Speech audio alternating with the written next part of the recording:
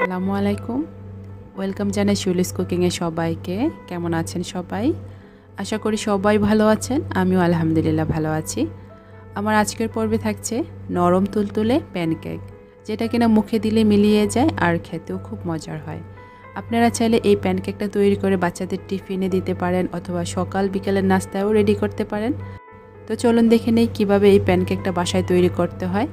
Pancake তৈরি করার জন্য আমি এখানে দুটো ডিম নিয়েছি আর ডিমগুলো নর্মাল তাপমাত্রায় ছিল।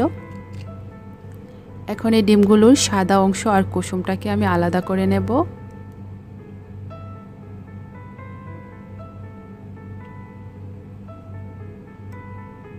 এরকম করে আমি ডিমের সাদা অংশটাকে আর কুসুমটাকে আলাদা করে নেব।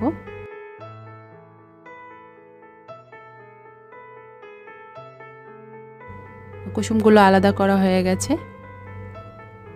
এখন ডিমের সাদা অংশটাকে এক সাইডে রেখে দেব আর কুসুমের সাথে আমি কিছু উপকরণ অ্যাড করব। প্রথমে দিয়ে দেব 3 টেবিল চামচ লিকুইড দুধ, 1 টেবিল চামচ রান্নার রেগুলার তেল,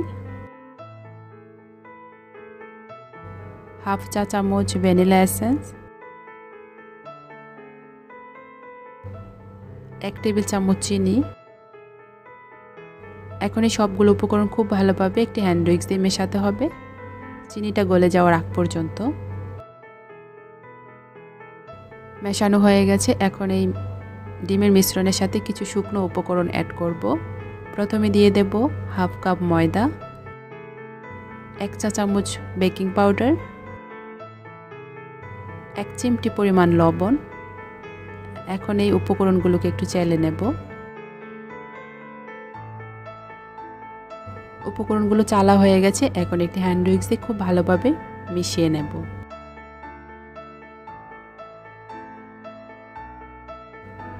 মেশানো হয়ে গেছে, ঠিক এইরকম হয়েছে আর ঘনত্বটা। এখন একটা সাইডে রেখে দেব আর ডিমের সাদা অংশটাকে আমি একটি ইলেকট্রিক বিটার দিয়ে ফোম তৈরি করে নেব। এখন আমি এখানে অ্যাড করব 1 টেবিল চামচ চিনি,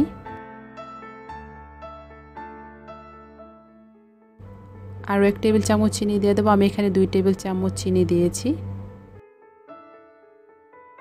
চিনিটা গলে যাওয়ার আগ পর্যন্ত আমাকে এই ডিমের মিশ্রণটাকে ফোম তৈরি করে নিতে হবে। চিনিটাও গলে গেছে, আবার ডিমের মিশ্রণটা ফোম হয়ে গেছে।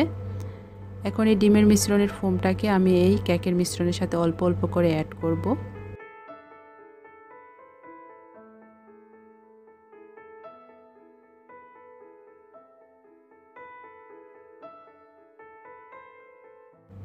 আমি সম্পূর্ণ ডিমের ফোমটাকে নিয়ে নিয়েছি। এখন সম্পূর্ণটাকে মিশিয়ে দেব।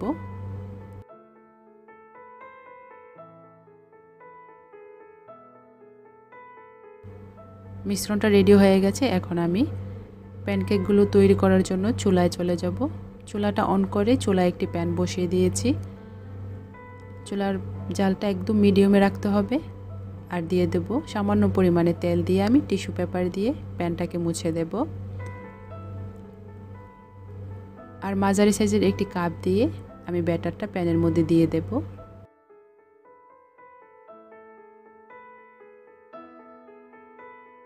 দিয়ে ঢাকনা দিয়ে অপেক্ষা করব 4 মিনিটের মতো।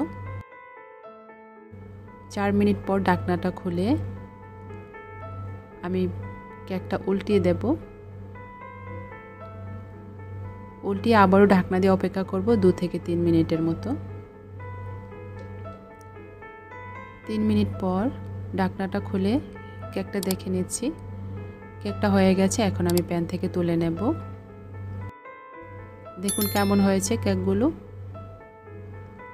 আপনারা চাইলে খুব অল্প সময়ে এই কেকটা তৈরি করতে পারেন বাসায়।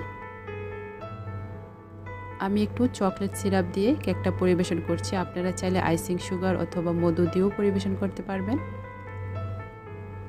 আমার রেসিপি ভালো লাগলে একটি লাইক দিবেন আর চ্যানেলটিকে সাবস্ক্রাইব করে চ্যানেলের পাশেই থাকবেন।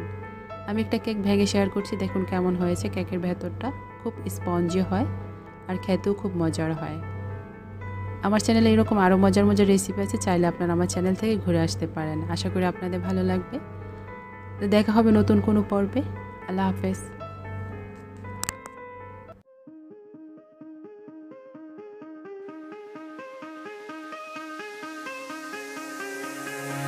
Give me reasons to doubt, try to keep me down, but I'll put the flame out. You can't get to me. Throw your sticks and your stones.